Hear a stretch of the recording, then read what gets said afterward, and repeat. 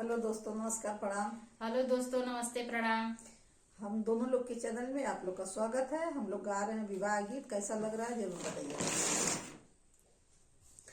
कहाँ लगायो बाबा या माया मिलिया, अरे माई मिलिया, अरे कहाँ लगायो वार रे लाला नामा, अरे कहाँ लगायो बसवार रे लाला नामा,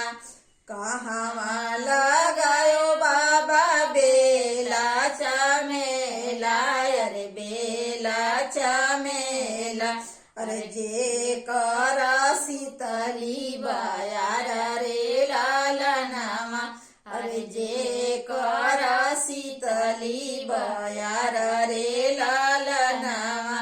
दुआरा लगाई बेटिया माया मुलिया, अरे माई मिलिया, अरे खिड़की लगायो बसवार रे लाला नामा,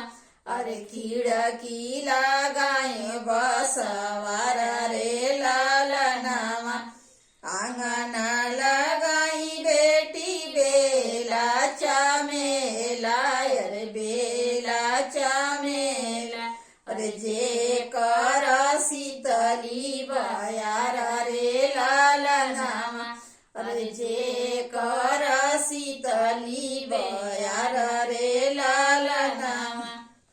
कहाँ पर बोले बाबा सुगना पपिहरा, अरे सुगना पपिहरा, अरे कहाँ पर बोले ला कागरे लाला नामा, अरे कहाँ पर बोले ला कागरे लाला नामा, कहाँ पर गुजे बाबा काला भवरवा, अरे काला भवरवा, अरे जे कर शीतली बयार रे लाला नामा,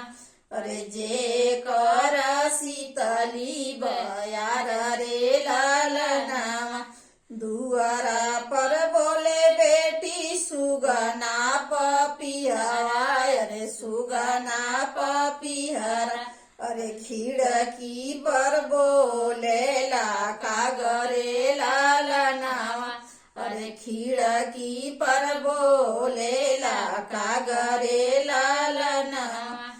आंगना में गुजे बेटी काला भवरवा, अरे काला भवरवा, अरे जे कर शीतली बयार रे लाला नामा, अरे जे